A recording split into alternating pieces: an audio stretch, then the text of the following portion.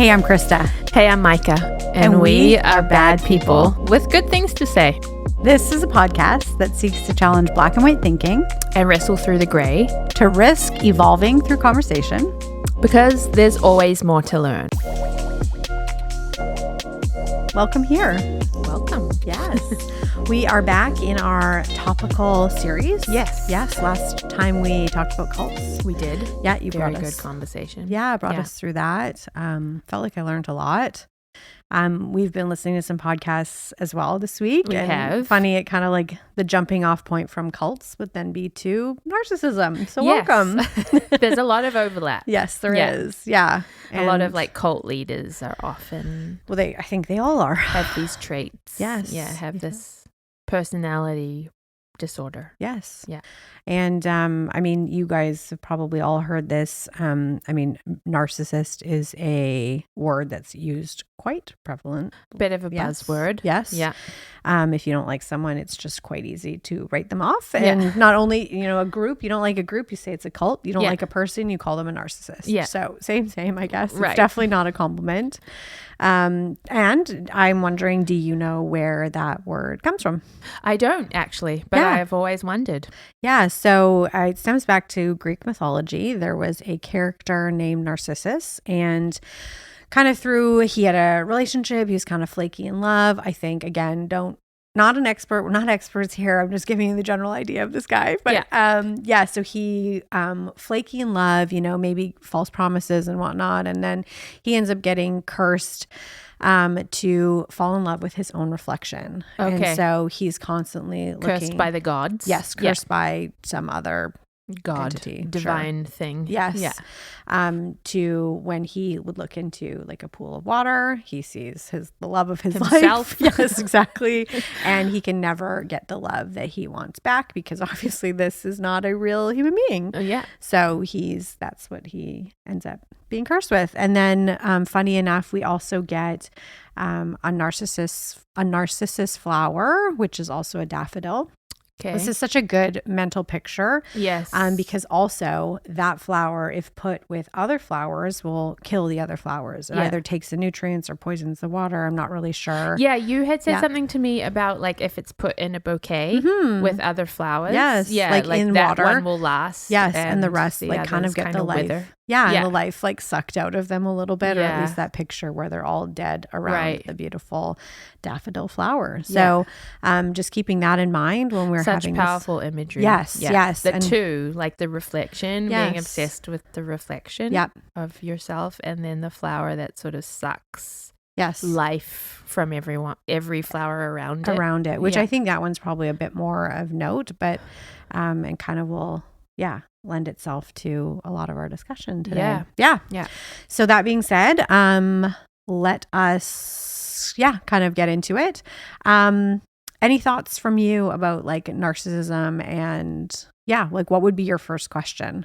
Yeah.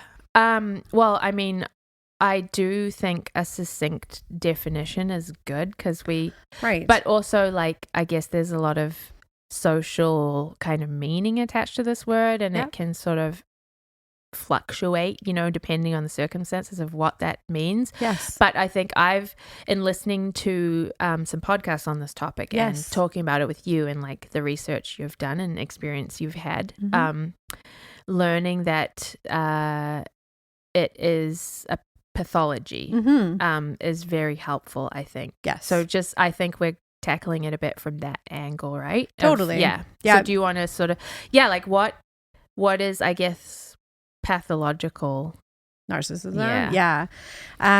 Well, I think it's a lot of people would say it's like the lack of empathy, but it's there's a bunch of experts out there, but somebody that is, I would say, the most prominent right now in our culture is Dr. Ramani Durvasula. Yeah. And she would say, because that's the interesting thing, that cognitive empathy is perhaps what narcissists are able to employ. Mm-hmm. So where that feeling of like, let's say you're in distress and I literally try and put myself in your shoes and really understand like how that feels for you. A narcissist is able to turn that on and off with like a desired, like for intention afterwards, maybe to use that later on, possibly against you Yeah. or to try and like feign empathy. But that idea that they don't truly feel what you're feeling. Yeah. And, but they can pretend pretty adequately. Yeah. And probably also, kind of dilute themselves into thinking that they have pretty good ideas around empathy. Right. Yeah. So I think that's really interesting as well for narcissists. They, like experts would say that they live in a delusional world, where there would be some fracturing. Some would say at a young age, due sometimes to like there's two different thoughts, like where narcissism is something that's inherited genetically. Yeah. And then some people would say through extreme abuse, like neglect, where the selfie, like the child, like authentic self has to fracture and kind of live in a dissociative, like delusional world to protect themselves. Okay. And they are no longer kind of in touch with their authentic self anymore. Yeah. And so a lot of things become quite transactional between a narcissist and the people that they're around. Yeah. And the way that that people sort of describe interactions are that narcissists work with other people in terms of supply. So let's say I'm a narcissist and Micah is my friend. What I would be getting back from her energetically is supply, and that gets activated, and then it actually does not matter whether that is positive or negative supply. Just engagement. And which is where the empathy can come in, right? Like it can be used to get a result. Exactly. To get buy-in or More engagement or attention. attachment. Yes. But it's sort of only goes so far before you realize the other person may realize, like it's kind of performative a little bit. Yeah. And typically, like most people that are involved with a narcissist in their life, until they have like a proper definition or understanding of the breadth of this personality disorder, have no clue that they're involved with a narcissist. Yeah, I was just going to say that because it's easy from the top of this conversation to sort of be talking about narcissists in a way that's very sort of like othering, like them narcissists. Yes. But what we wanted to kind of like get into in this is how, because it is a pathology, like firstly talk about what that even means, maybe, and then how difficult it can really be to sort of spot and realize that this is the dynamic going on. So funny enough, like for whatever reason, I've glommed onto the word pathology. It's kind of like a thing. I'm always like, like you'll hear pathological liar or things like that, which I'm always like, what does that really mean? And so pathology itself is a study of suffering. So often we link that to like illness, like medical illness, right? So like cancer, things like that. Obviously, there's a lot of human suffering involved with, illness, right? Yeah. And so for me, I think it's interesting when talking about personality disorder, because this would be a personality disorder, like on a spectrum. So narcissism is considered to be something that's on a spectrum, right? Yes. Where on the one end, you might have somebody who's relatively inert, who's not really causing harm. They're just very self-absorbed. Potentially, like when you're having a conversation with them, it always sort of comes back to them. Either they're extra special or they're more of a victim, or I'm sure a lot of us can kind of think through the people that we're on the phone and we're not really saying much and the other person's kind of talking at us the whole time. Again, doesn't really cause a lot of harm, might be really exhausting, but for the most part, it's just what it is. And you can kind of like get along with folks like that. To the more extreme end would be more of like the disordered personality types. So narcissistic personality disorder. Right. Is this, just a quick question, is this like in the DSM-5? Yes. So this is again like with sort of this pseudo, like a lot of people kind of use these terms a lot. Like if you're an armchair expert fan like we are, Dax will reference the DSM-5 a lot, or other people in sort of jargon every day. But the DSM-5 is an actual... so it's the Diagnostic and Statistical Manual of Mental Disorders. And it's 5 because it was just when it was released in 2013, and then there's been updates to it in 2022. And it's just, obviously kind of lists mental disorders. In there would be like, bipolar, depression, antisocial behaviors. And there's a lot of like psychopathy. Sociopathy. sociopathy. Yeah. I always say that. I should say that a bit different word. Yeah. But in the sense that, and then there's also comorbidity, which just means that there could be two, like let's say you have a narcissist that's more on the extreme side, and then maybe they've got some psychopathy in there as well. So that would be just two disorders linking up together. Yeah. So there's, if you want sort of more of a scientific approach to this, definitely go research more along those lines. I think it's the whole DSM-5, like you referenced it being out in 2013. Yes. Yeah. Like, well, that's not that long ago. Well, and that would be version number 5. So I think it was first, I don't even know when the first release of that would have been. Yeah. But again, this is all like, there's probably been versions going on for a long time. Yeah, but I don't know, but yes, for sure there has been. Yeah, this kind of like knowledge, I think, and research around this particular personality disorder is pretty. This one especially recent, newer. Yeah. Even Dr. Ramani, she references the fact that she's been doing this kind of work, I think 20, 30 years. And in the last 20 years, there's been a huge increase in like understanding. Yeah. And even her views are considered to be a bit more like of a fresh take. Like people would have some pushback, and she's like, but she's the one that's done like a ton of work and now has quite a following and backing. And there's a lot of scientific, sort of understanding around what, like she's done a lot of research and stuff. Yeah. And I feel like it's constantly evolving, right? Yes. With, people are sort of really getting into this field of, Yeah.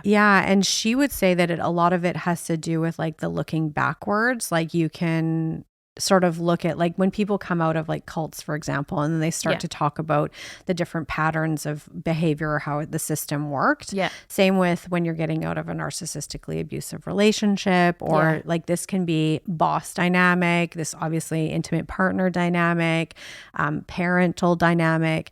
And then what are the sort of things at play, the dynamics, I guess, at play in these relationships, and kind of looking at it that way and going like, oh, right. And what kind of harm has come out of it? Right. Because a lot of the people that have suffered this abuse, there's a lot of challenges for them coming out of it. There are. I think this isn't, I think, it's not an easy topic to talk about. No. Mainly because a lot of the dynamics are at play in very intimate relationships and often with close members of families, and that can be hard. Yeah. But I think like we've talked about in the past, finding language for your experience can be so powerful. And I know that even with like, say, mental health diagnoses, when like in the past 200 years, they weren't as much a thing, and people probably were observing this behavior, but they wouldn't have had the language we're now forming and I guess, finding. So you just sort of learn to deal with it. It'll be like, that's how that person is, or like, or you would call it a demon, or you would call it other ways of addressing it. Like they're just, I think that's always interesting to me, like that there were ways that we kind of, we've always sort of labeled and tried to help people. Yeah. And I think now, thankfully, again, with language and boundaries and just different ways of doing therapy and whatnot, I think we're finding more success. And that's kind of the magic of podcasting or social media, that there's just more awareness about these things. Totally. Yeah. And so when you're kind of like scratching your head and you've literally tried everything and you've morphed into every version of yourself because you're being told like you got to do better, and then you're like, wait a second, maybe it's not me, maybe it's the dynamic of the relationship that I'm in. And again, like it can be like boss, like company relationship, intimate partner, friendship, family. But funny enough, each of those relationships are pretty high stakes, right? Like let's say somebody a lot at stake, is responsible for your paycheck, right? Or you're literally like you're sleeping next to this person, so literally like you're not able to kind of escape, quote unquote. Or let's say this is your parent, and your survival is dependent on how you interact, right? So I think those things to kind of realize that if you find yourself in one of these dynamics, that it's quite challenging. It is, and it can be helpful to have some strategies for like how to cope. But I think maybe one of the myths that I have found hardest to accept for myself, but it's been a journey of accepting that. And I think that's like socially it's hard to accept, is just this idea of like this may not change. No, it's not that it may not change. It will not change. Yeah. The pathology for this, there's no cure. People would say there's potentially no therapy. There's some like behavioral therapy that can be done.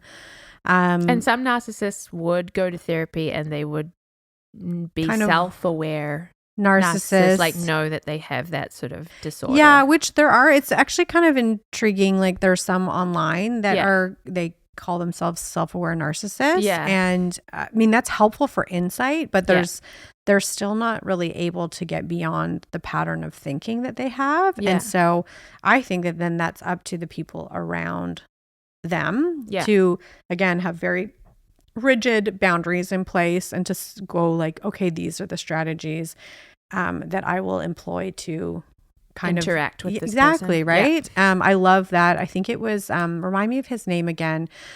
We heard about him on Armchair. He did the Subway.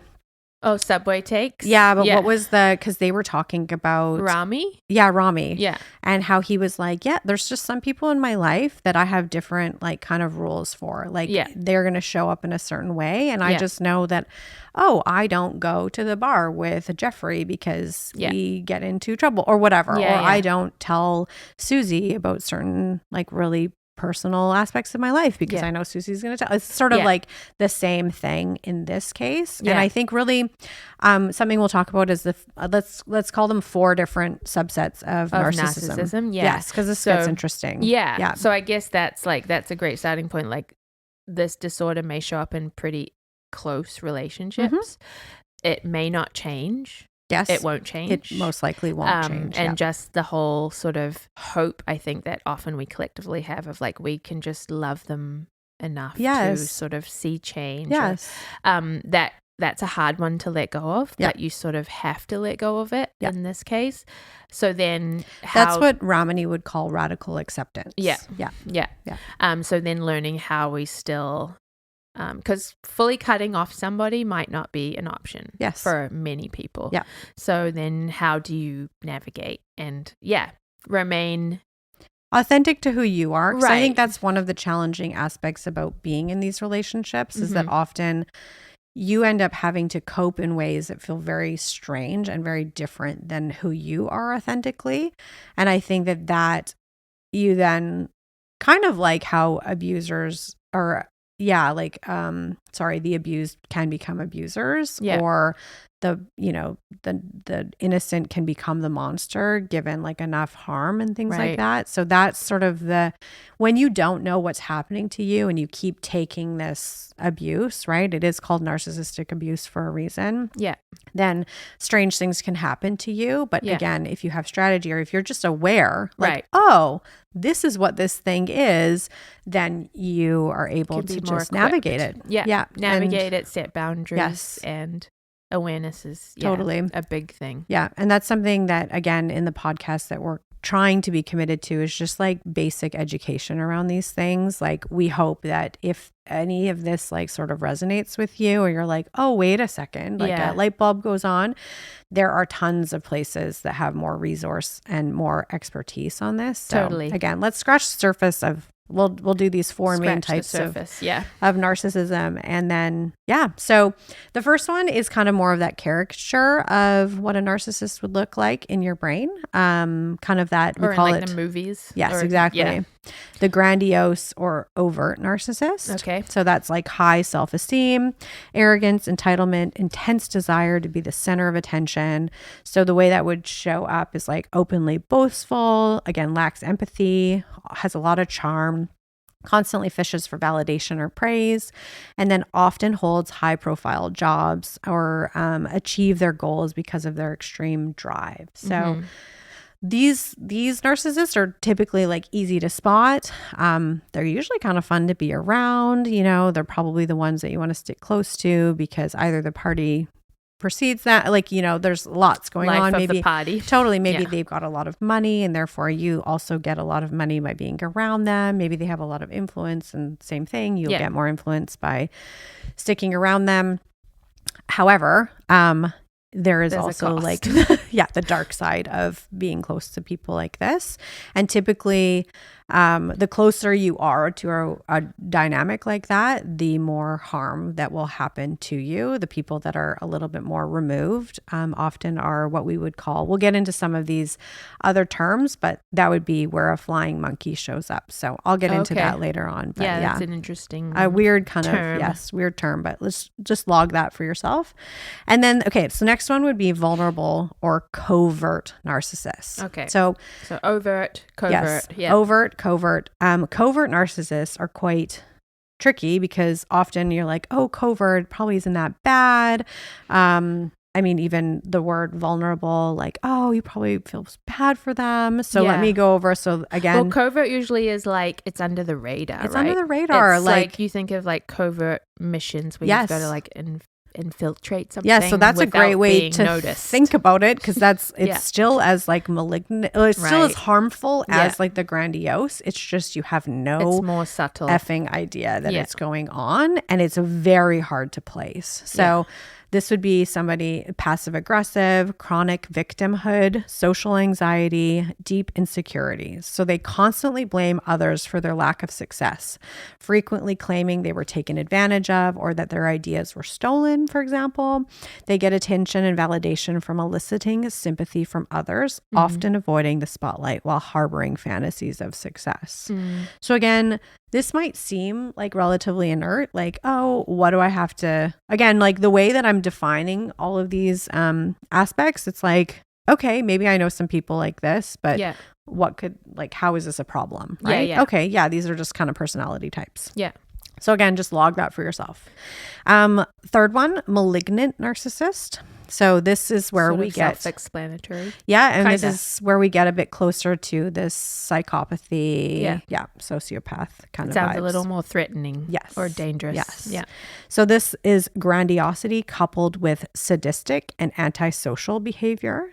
So they do not just lack empathy; they actively enjoy inflicting pain or causing chaos for others. Yeah, they are highly manipulative, paranoid, aggressive, and tend to break the rules without remorse. Right. So, yeah, I'm sure you guys are all thinking like, oh, this is a very bad person. Like, this is probably somebody you want to avoid. Right. But again, also, these people typically have a lot of charm because, again, when you think about the dynamic. Well, these are just like negative traits. Yes. This is not getting into. Yeah. Like the fullness, totally. Right, of a person's personality and identity. And there can be like a lot of charm and allure. And narcissists don't exist on their own. Like, they are not solo. They need other people in order to survive. Yeah. So if you are thinking too that these personalities are showing up and then because they need their quote unquote supply, so how they're getting that is through sadistic behavior or through like having no empathy whatsoever, and they're just looking for the transactional sort of like, energetic exchange. Then if they're going to employ something like more of a malignant strategy towards you, that gets a little scary. Yeah. And then communal narcissists. So this would link back to your subject last week of cults. Yes. So all cult leaders are communal narcissists. Not all, sorry. Lots of them. Majority, a lot of them. Yeah. Yeah, because you do have the malignant, and grandiose. Yeah, anyways, there's always like, it's like a spectrum, right? Yes. And some people can sort of have elements of, kind of both. The different types. Yeah, and this would be, even in the definition or whatever, a performative dedication to helping others and supporting causes. Use philanthropic efforts to build their own reputation and stroke ego. They aren't supporting a humanitarian cause out of genuine care. They do it for public praise, acknowledgement, and to maintain a moral superiority complex. So I want to say like NXIVM would have been kind of like that. Keith Raniere. Where he was like trying to like better the world, I believe, right? Well, funnily enough, like one of his strategies to like he taught a lot on narcissism as a narcissist. Yes, which is but he also frequently claimed that he was like the most intelligent man in the world. Yeah. So just big sort of grandiose claim. Yeah. But a lot of charm, a very intelligent. Yes. Like that. Yeah. Knew how to read people. And it's a social, it's a social game to them, right? Yeah. And that's again, one of the issues is that our society that we live in North America, or no, people would say globally as well, is that we really probably a lot of Western. Yeah, no, but also not. Like that was, I know that's where my mind went, but I'm like, no, you'll see this if you think hard. I don't. Yeah, or like dictatorships. Exactly. Yeah. Authoritarian regimes. Totally. Where someone. Any patriarchal societies like this as well. Anyways, that yes, that our societies champion this kind of behavior, right? So same with a capitalistic view of the world and social media.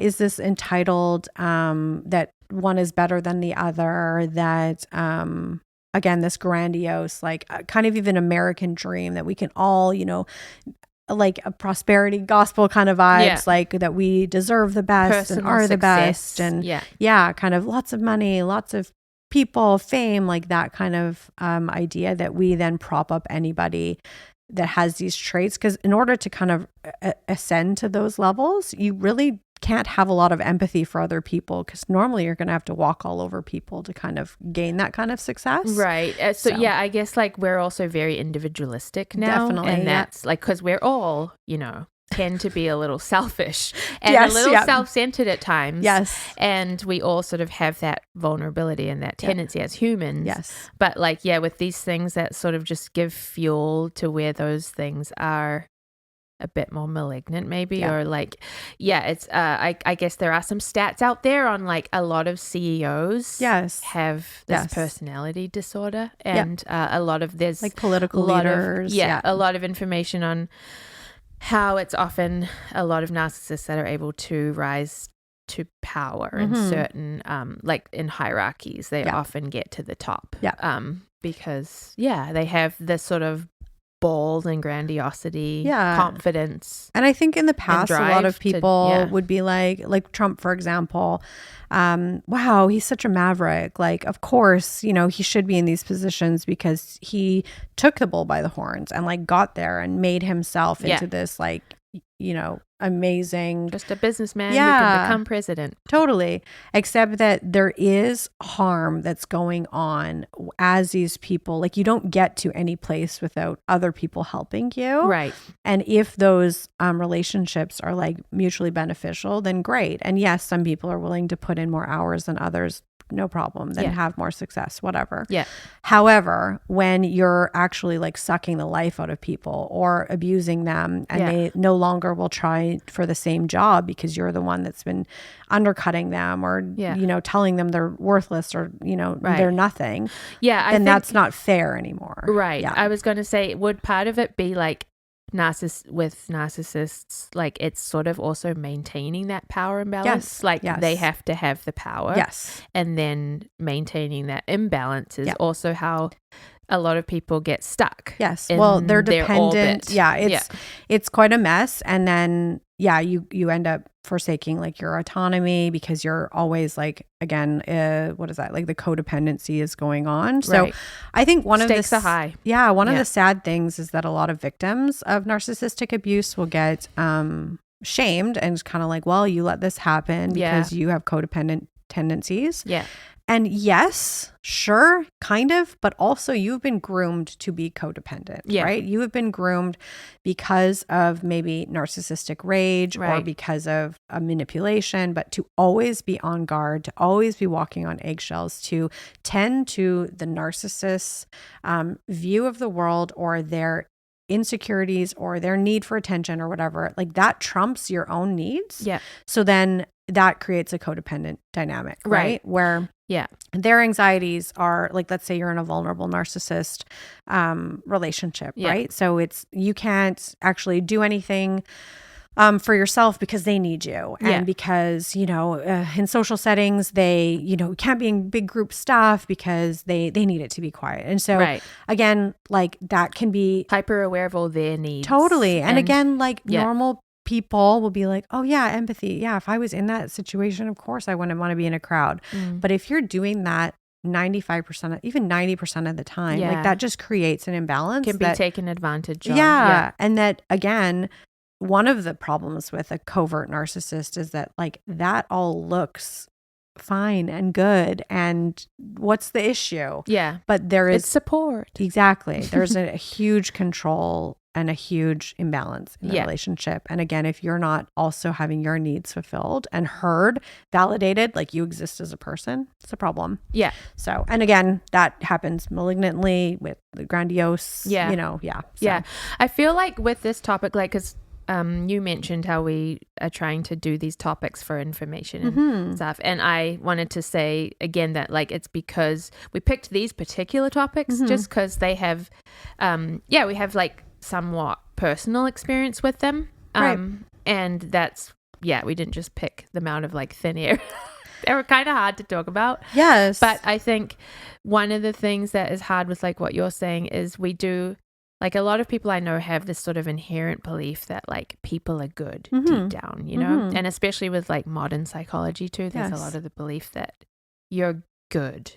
And I feel like we put that, like we have that hope for other people. It's really hard to come to grips with the reality that some people don't have good intentions, or that actually they are only in it for themselves, and they actually enjoy causing havoc and pain in other people's lives. Or I think that maybe I'll bookend this, like put a pause in that, because I think that one of the final things that I want to talk about is figuring out if we are like ourselves narcissists. And that kind of brings me back to like a final question I want to ask all of ourselves. Okay, so we'll put a pin in that. Put a pin in it, because I think that that's like when we talk about bad people and good people and doing good in this world, and whether or not, like, how do you quantify being a good person or whatever, like, how do we really what are those like kind of checkpoints and check marks that we can say, like, I know I'm living a life that is doing good in this world, right? And how do we have those checkpoints without then othering everyone else and being like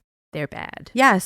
So maybe just put that on pause, and then we'll I thought I'd bring us through some bonding tactics that narcissists employ to hook you in and just have a relationship with you. Yeah, let's go with that language, because that is how it starts and unfolds. And we're still, a lot of people are in the fence whether or not narcissists have full awareness around how their behavior is affecting other people. Right. And I would say that if you're born into this dynamic, sometimes if it's a parental dynamic, that's just your reality. It's just the air you're breathing, right? You don't know. Yeah. It's just you're normal. Yeah. And it's especially if you have siblings as well. It will kind of, take on the character traits of their parents. Some won't. Some understand that this is no way to treat another human being. Yeah. But again, who knows really? So let's just, if we can, it's murky. Yeah, we'll try and just talk through some of the language that's helpful. Okay. So bonding tactics would be gaslighting. Actually, no. The first one I want to talk about is love bombing, because this is typically how you are introduced to a relationship with a narcissist. And funny enough, one of the books, I've got a couple books that I read, but one of them, this is just a funny tongue-in-cheek thing, but it's When Narcissists Come to Church. Yes. Chuck Degroat wrote a great book, and it was one of those books that I was like, oh yeah, these are narcissistic traits in myself that are being championed as I was in the church, right? Yeah. So he kind of doesn't let anybody off the hook in his book. Which is so great. Yeah. So great, right? And kind of shows like how different things get encouraged. Whether like platform or different elements like that. But all that to say, sort of unconsciously almost. Yeah. Love bombing actually kind of can happen in a church setting where 100%. You come in and you're welcomed in and you get a free cup, and then you're signed up to all these different events, and like everybody's saying hi to you, and you're like kind of inundated with all this attention and good warm feelings, and God brought you here, and oh my goodness, like what a blessing you are. And then sometimes that obviously has to like wane or whatever. But so love bombing by definition is overwhelming someone with compliments, attention, and affection. Intense, almost too good to be true, and the goal is to create emotional dependency. So this happens in romantic relationships. Yeah. I mean, anybody who's dating out there, I'm sure you've heard this term, because I know I have heard this term in the sense of dating, like any guy that's going to text you like 30,000 times. You're going to see each other like every day for like 6 months. And then, I mean, typically that ends with some sort of ghosting or something, but that's what that is. And again, if brain chemistry, also dopamine's released in those moments, especially if there's a romantic. Yeah. And if there's a romantic entanglement, like that literally is likened to the chemical response that goes on with cocaine. Right. So your brain's powerful. Feeling great. Well, I mean, this is a tactic for cults. Yes. Too, right? Yes. Like to get followers is totally. To love bomb, and like it's almost like this targeted attention. Well, and where you're the center of. Like we would also say that all narcissists are not men, right? But this is one of those ones where I'll say the princess mindset of like, oh my goodness, this guy came in and told me that, I'm a vision from the Lord, and like, and then he bought me a car, and then he bought me other things, and like all that stuff. Like he said, God told me that God told him I was going to be his wife. Totally. Or like, and then again with like gifts and, attention. And that seems like what every girl is sort of been programmed to like expect. Like we get that in like Disney movies. We do actually. Yeah, it's kind of wild. Yes. When like that's the framework of romance, and especially for our generation, chivalrous, undivided attention, where he's like, he's the one providing all of this for you, and you just get to kind of like abandon. You can be the damsel in distress. Totally. So, but again, that has a term, like it's love bombing. So just keep that in your brain. And it does make a lot of sense. It does. Yes. And then mirroring would be another one of the initial intake strategies. So imitating values, hobbies, and dreams to build closeness and trust quickly creates a false sense of deep connection. Right. So would you also say that extends to even just body language though? 1,000%. Like mirroring your physicality like the way you lean into a conversation, getting close and like copying your body. Yes. Yeah. And posture those can be hard to distinguish between like a genuine, like probably when you're meeting someone, you want socially, we want to be liked. We want to like, make sure the other person feels comfortable and liked as well. And if someone is genuine, they probably are leaning in, right? Totally. Wanting to get to know you. Yeah. Yes. It's hard. It is. Yes. So just, I mean, not to be suspicious all the time, but I think kind of one of the reasons we wanted to tackle these sort of bad topics was to kind of with this underlying idea that we're getting a bad vibe, like something like it's either too good to be true or something just feels a little off. Yeah. And again, oftentimes we kind of like discount that and go like, oh, don't be crazy. Like, it's don't be so suspicious. It's, exactly. It's probably just me, which is like the number one thing that ends up being the narrative in these relationships. Probably just me, and I should listen to me. Yeah. I'm crazy. I'm just dumb. We don't need to anyways. Yeah. So, okay, another one's future faking. So large promises about the future that are never kept. It'll change. We'll move in together. It just never happens. Yeah. Breadcrumbing. Just enough attention to keep someone hoping and staying. Never enough to feel genuinely secure. That's hard. So many of these parallel with cult leader behavior. Very which much. Obviously makes sense because but the same tactics of like painting a big future and promising individual fulfillment of those. Totally. And it never really happening. Just little breadcrumbs along the way to keep you invested, to keep you giving your energy. And that goes to, I mean, that's more of a control tactic, but the psychological tactic around what do you call that? Intermittent reinforcement. Yes. So that's that same thing you get in gambling addiction. Yeah. And they did that testing in mice, right? Yeah. Where they would either give mice like no food and the mice just were disinterested, then okay, whatever. And then, or all the food all the time, then it's just normal behavior. But when you would give mice a like food like at random occurrences. So they would get some and then they would go back to their door to get more and there'd be nothing. It would cause such an addictive behavior where they would just always be checking. It was like they were hyper focused. This time there might be something. Exactly, right? And that causes actual addiction and trauma bonding. Yeah. So again, we're survivors of attachment. And we're survivors of like narcissistic abuse kind of get shamed into going like, why didn't you leave? Or why couldn't you see this? A trauma bond is a real thing where you become addicted to the person. And often it's like, because they provide a little bit of hope, right? Like exactly, they'll apologize or it's like, oh, it's going to be different from now on. Like I'm going to do this thing. And it becomes a compulsive behavior to believe believe them, because every so often you will get rewarded. And then comes that flood of dopamine. So you really have to reprogram and work with your brain chemically even to kind of get over all of those things. Yeah. And or like there an is apology. It'll be an apology. And like, I was waiting for that. Yeah. For so long. And that's one of we talk about, I mean, I'm sure you guys have heard about this in like abusive relationships, where like kind of that stereotypical abusive relationship where there'll be like idealization phase where you can do no wrong. You're like this perfect individual, and then something will happen.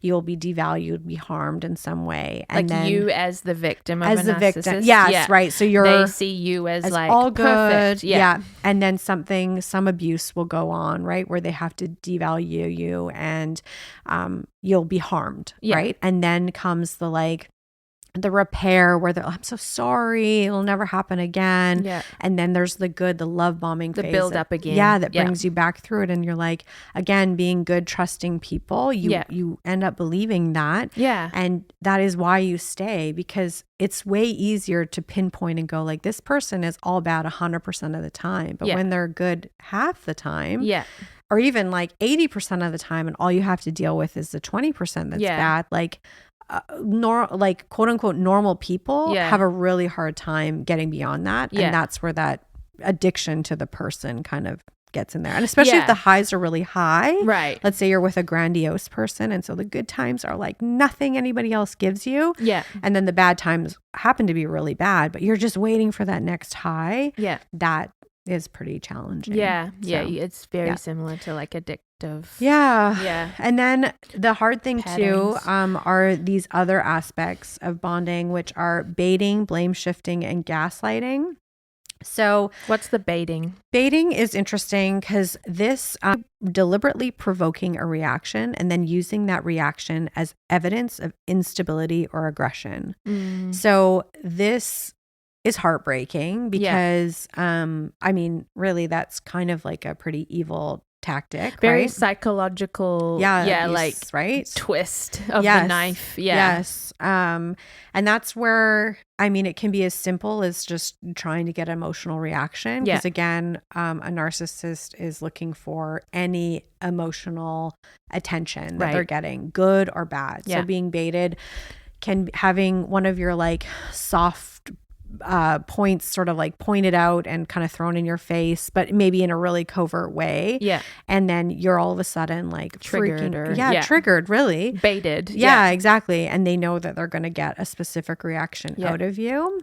Which is probably why, because the currency is attention, right? Like in focus and in sort of a normal relationship, like your attention isn't on the person like all the time, and often a quick way to get attention is like the emotional activation, and just a quick so very emotional all the time. Projection's really interesting too, attributing one's own feelings or behavior to the other person. So you're lying but you're accusing them of dishonesty, or just sort of the narcissist's insecurities being projected onto the other person, and the other person sort of confused and willing to work harder, but it really has nothing to do with them.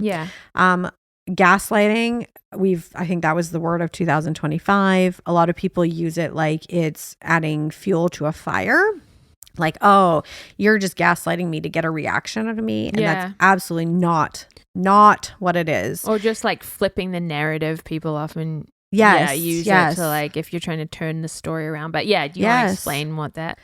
So it's deliberately making someone question their own perception or memory. Like, I never said that, or you are too sensitive, or like too, ways to gaslight somebody. So really, it makes you, the person being gaslit, just feels so crazy, literally crazy, or questioning your own sense of reality. Reality, truly reality, because it comes from a play. I won't actually get into the story because I think I referenced it poorly the last time, but look it up. Because it's from a play where a husband intentionally tells the wife that the gas light in their furnace was either on or off. I can't remember. And where she literally has to stare at it in order to like I think he's turning the lights lower in the house, and she's like, why is it so dim in here? And anyways, so she literally has to stare at this little gas light to help prove what is actually reality. So where maybe her husband would say that the gas light is off, and she clearly can see that it's on, but everybody around her is saying it's off. Like that kind of idea where you're the only one that's seeing things a certain way. Yeah. And everybody's denying your reality, or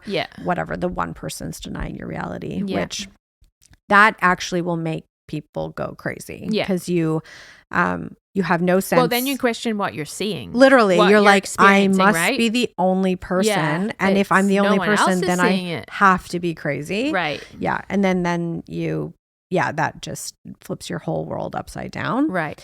And often these patterns, like this is a huge info influx right now. But these play out like in patterns over time, right? Yes. And can be discounted. Really and it can be as innocent as like, let's say I'm saying you're wearing a striped shirt, and you're like, no, I'm not, and I'm like, no, I can see your stripes, and you're like, no, and then maybe you'll say to someone else, oh, Christa, she thought I was wearing a striped shirt, gosh, she's crazy, and you're like not wearing the striped shirt anymore. Okay, again, that seems so benign, not a big deal, but that over time, and let's say I can prove it to you, look, I have a picture, you're wearing the striped shirt, like what the fuck?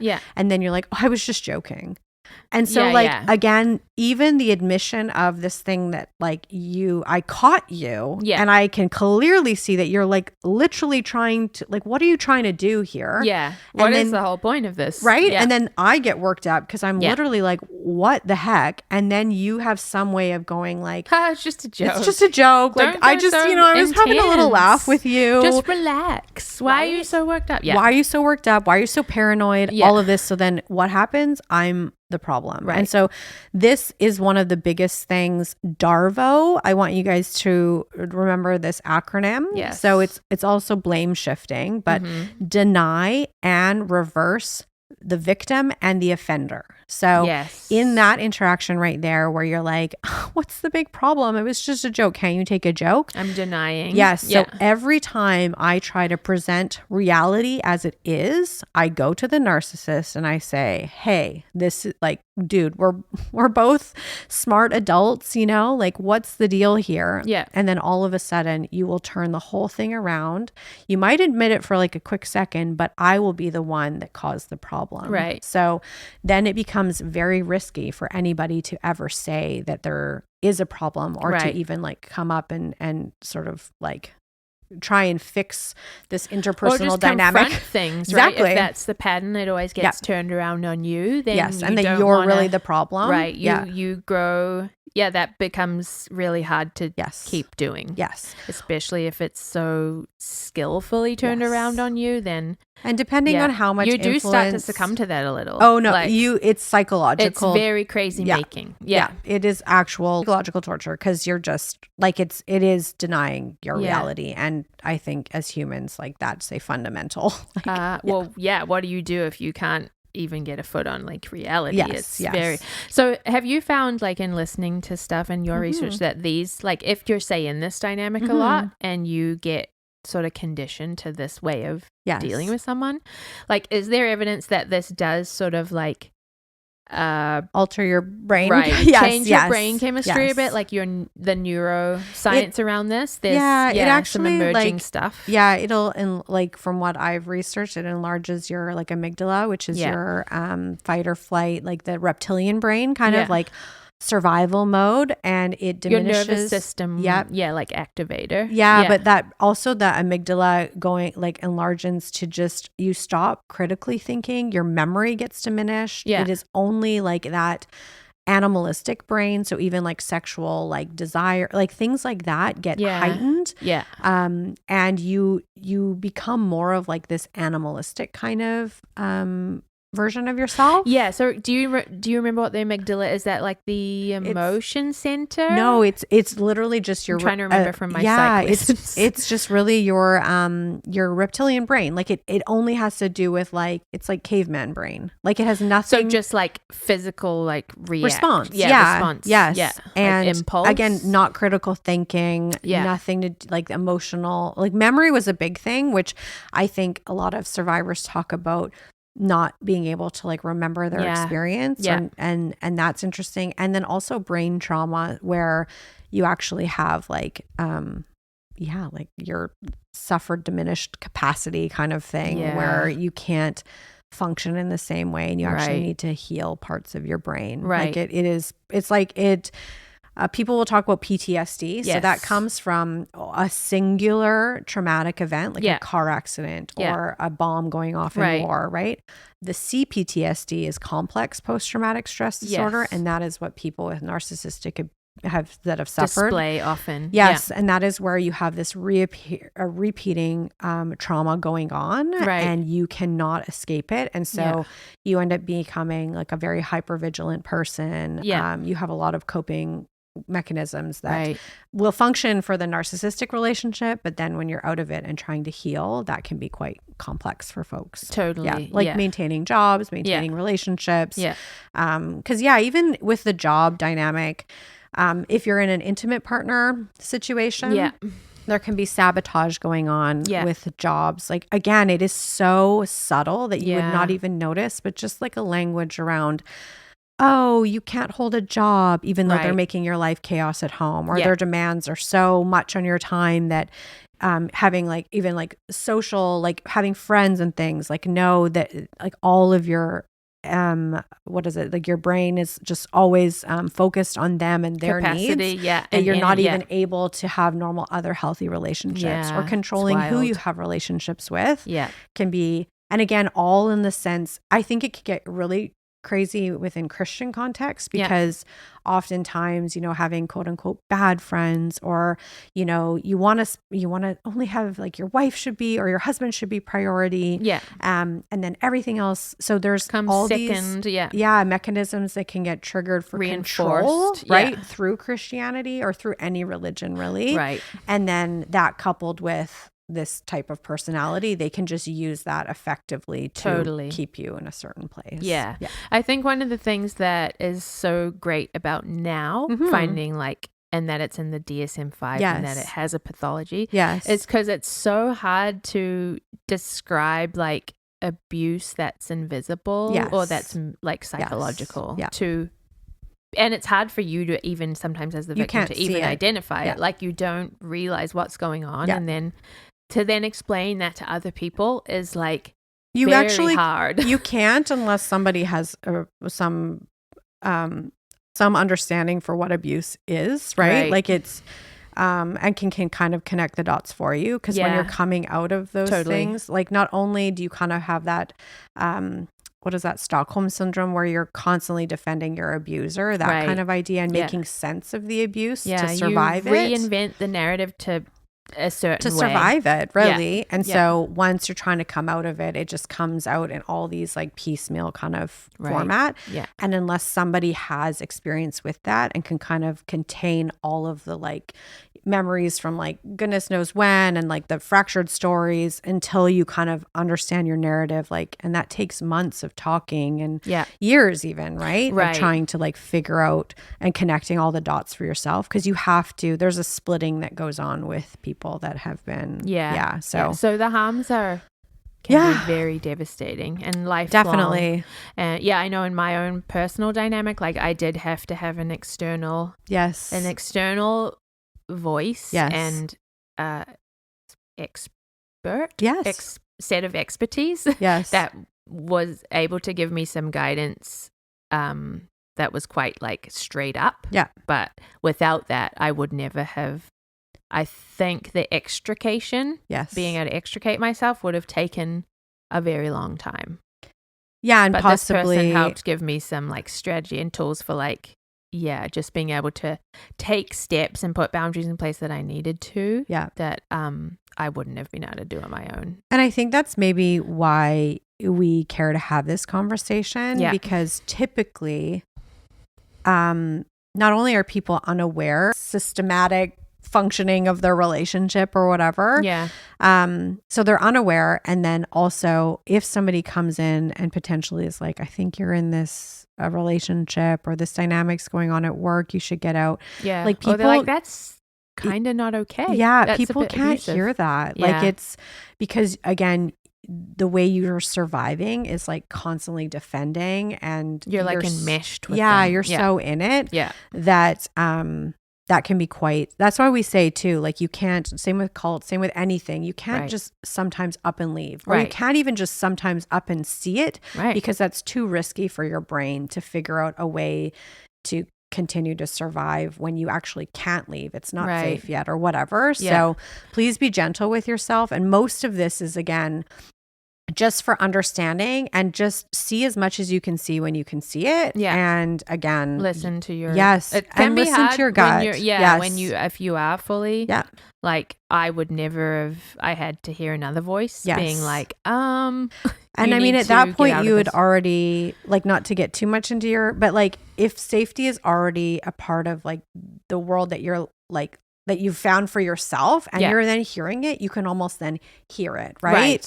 Whereas maybe if it had been different. The steps for me were like actual physical like distance, but there was still psychological control. And I think this is what can be really hard for people who like have never been in this dynamic, or for when you're trying to understand why people are in cults, like why they stay, is because it's like the psychological control is something that is like very powerful.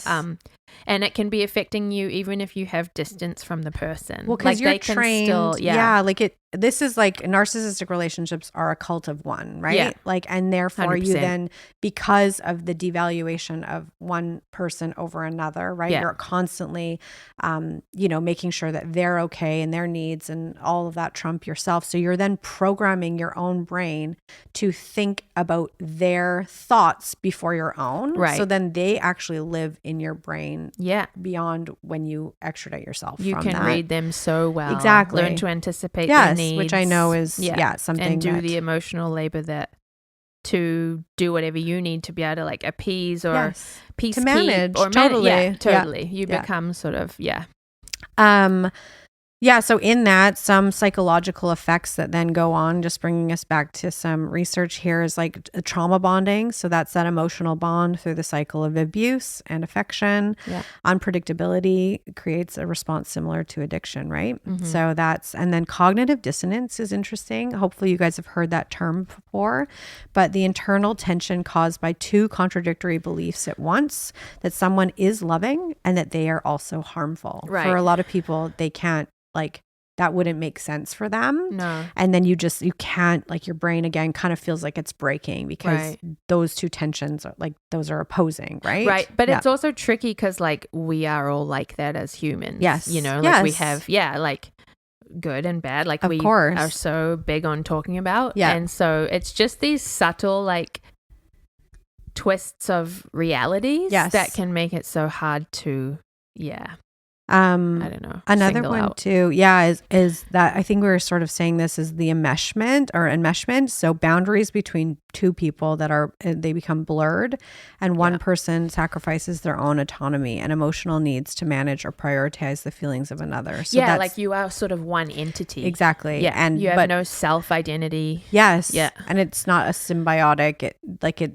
Both people aren't like mutually like benefiting from this relationship. There's almost there's no respect for boundaries of individuals. Like the other person just becomes like it's a parasitic relationship where then it just that's a good way to envision it. And then so we've talked a lot about like narcissistic supply. Narcissistic rage is another core dynamic where, let's say you do kind of confront, then there's a disproportionate reaction to criticism, rejection, or loss of control. Yep. And that shows up as rage, cold silence, and deliberate humiliation. Yep. Guilt tripping, deliberately inducing guilt for having needs, setting limits, or making indecent decisions.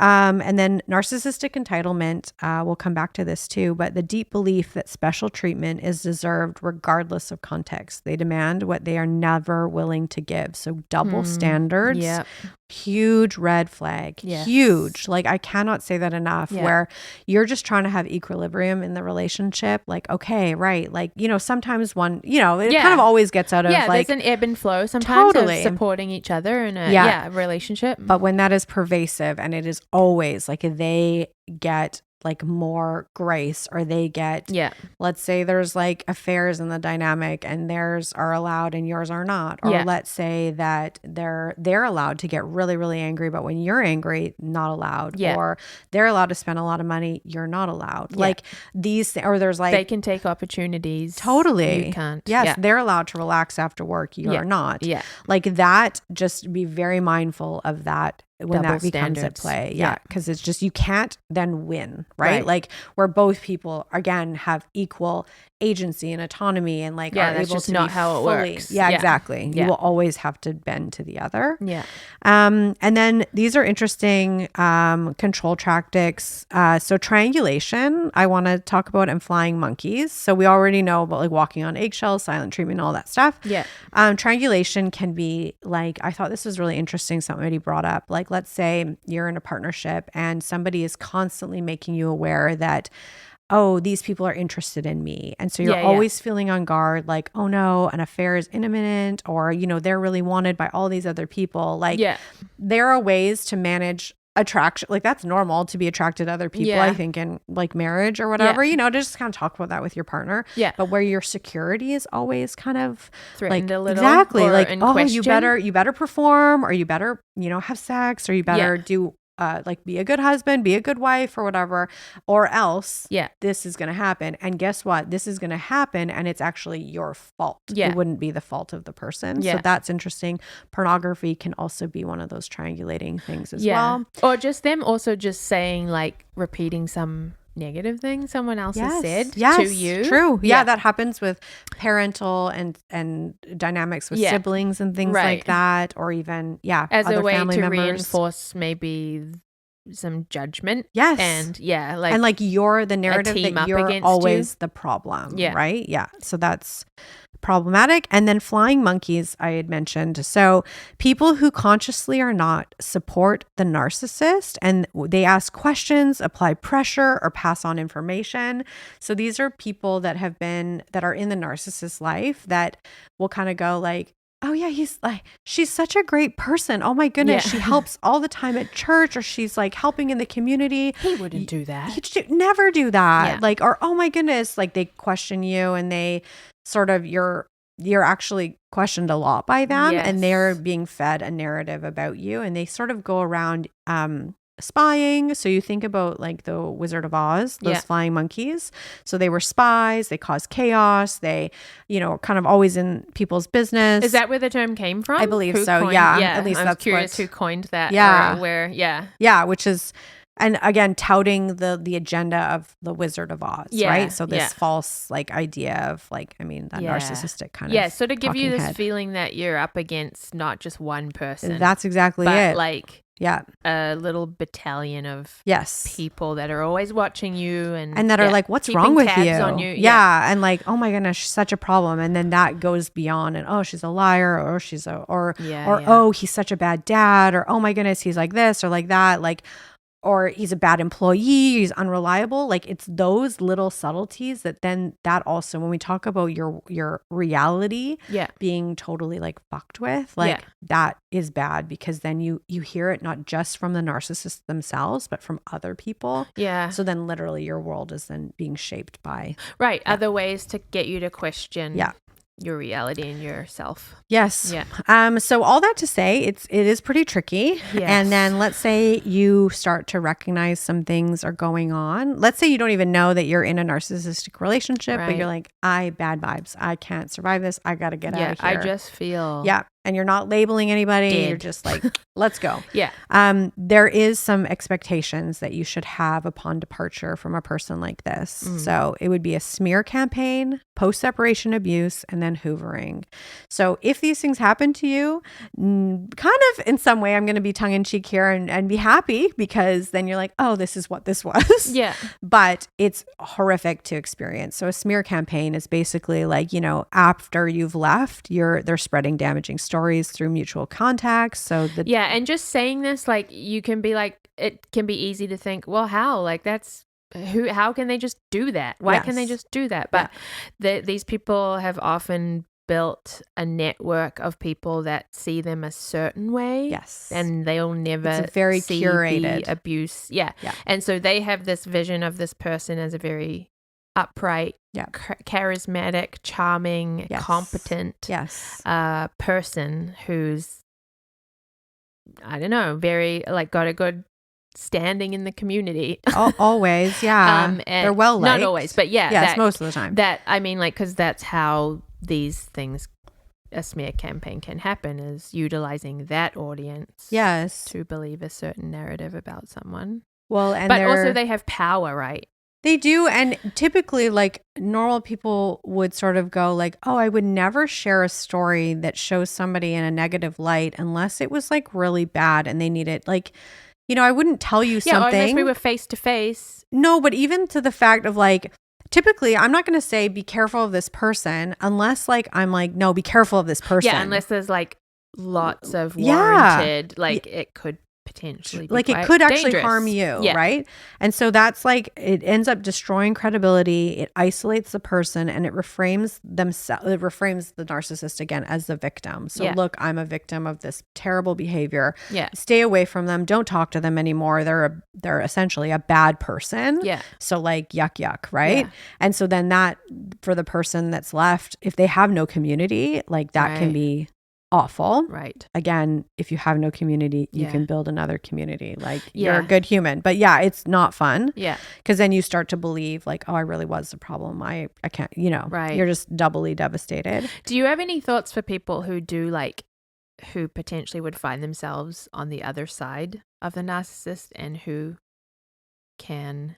like on the positive that narrative? Side? Yeah. Like who would trust what they say, what they're saying? That's such a good, I think that for one, it's almost like you almost can't have the awareness unless you've been on the opposite side of this. Which is the hard part. Yes. If you can think through a challenging relationship that you've had where you're like, man, they really did me dirty. Yeah. And then please like look around and look at the people, because we all have the people that maybe the narcissists, people will say it's like 10% of our population that suffer with this. Yeah.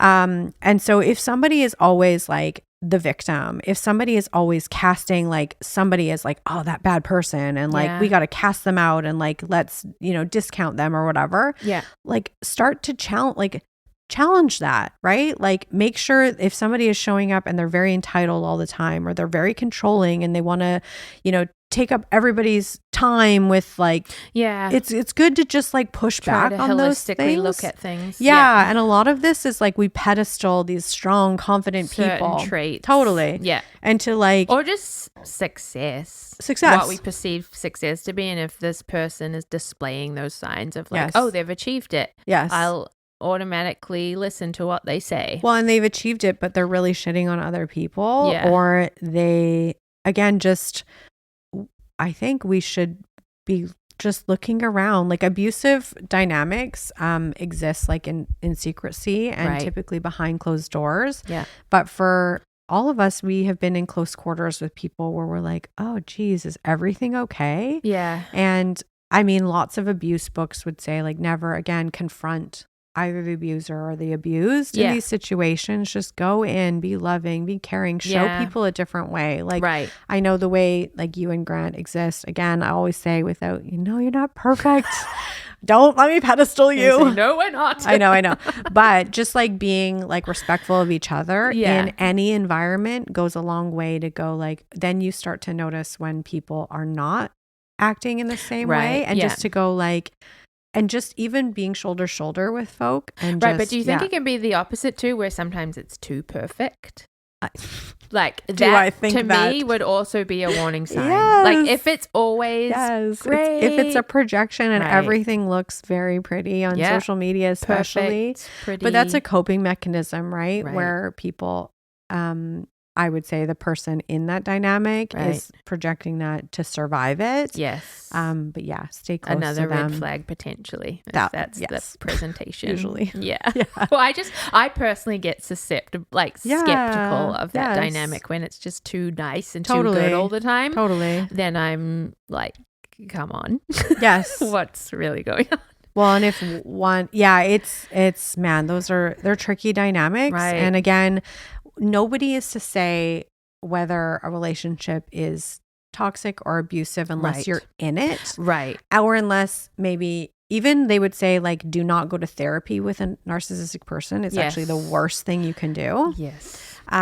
But because I was going to say maybe a therapist could give insight in these things, but no, like don't do that. Don't confront again. Like if you do not feel honored in any relationship, workplace, if there's like, you know, some of these tactics being employed with like trauma bonding with a boss or like it's always unstable or somebody's always a scapegoat or like, you know, it's just not a safe environment and you have a bad feeling, like get out. Yeah. Like it's like the cult vibe, like get the fuck out. Well, actually, like I know for now there is a lot of more movement around actually survivors' experience has to be incorporated into expertise on these topics. Yes. Because survivors are often the actual a well of knowledge in terms of like how things work, right? How you get out, how you felt when you got out, how you survive after you get out too, right? Because you're like literally decimated, nothing makes sense, right? And you have a lot of work to do, totally. In order to like kind of even regain your sense of self, right?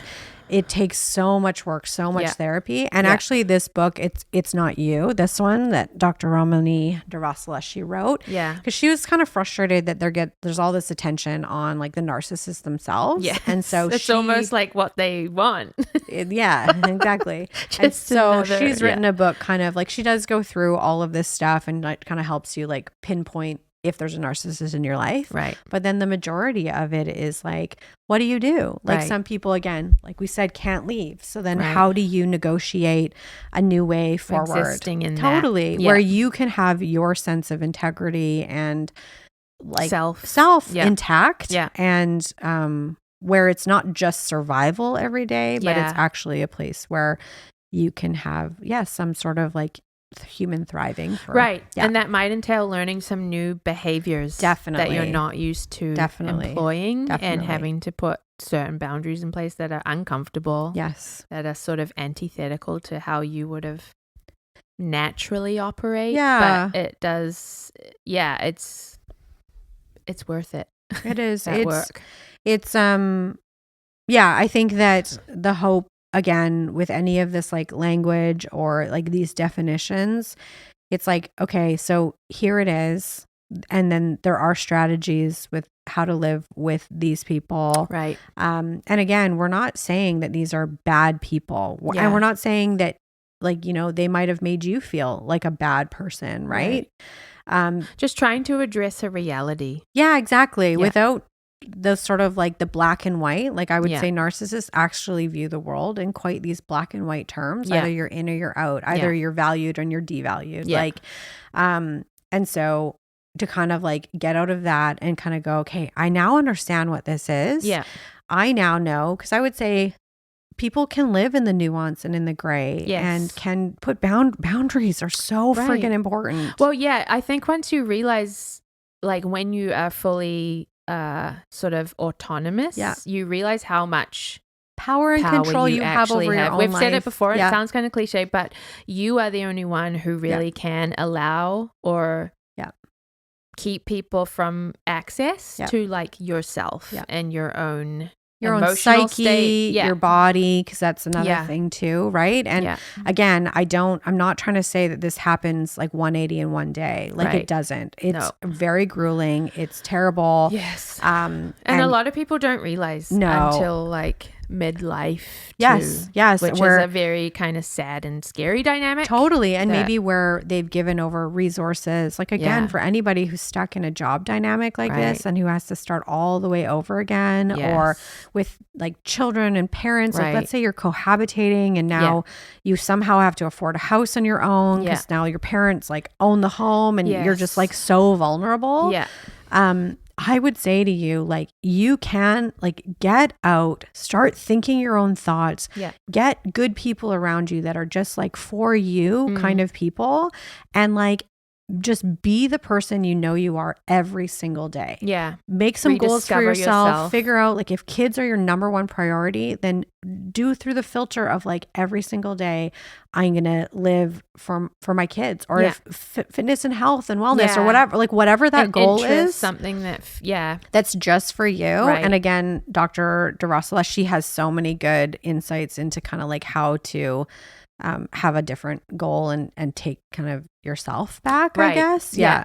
So, yeah. How do we tell, or can we tell if we are if I'm a narcissist? Like, how would I? Yeah. Like, my hope is actually in this conversation that some of you guys are asking yourselves like, oh shit, I do these same things. Right. Yes. I would say, like, I don't know how many times I think that thought all the time, where I'm like, oh no, I see this like toxic behavior. Oh my goodness. It's tricky because these behaviors, we all sort of do some of these. Yes. Yeah. Like that's manipulating someone else. Yeah. We all kind of know how that game works, right? Yeah. Yeah. And I think that for one, most therapists or behavior therapists will kind of go like, if you're asking that question, most likely you're not a narcissist. Yeah. So that's helpful. If you're sort of self-reflective and you care about accountability and you care about not harming other people, right? Those are great things. Accountability is one of, again, if there's no accountability in somebody's life, another red flag. How would you define accountability? Yeah, right. Because this is one of those things as Christian words, know it right? In a church context. Yes.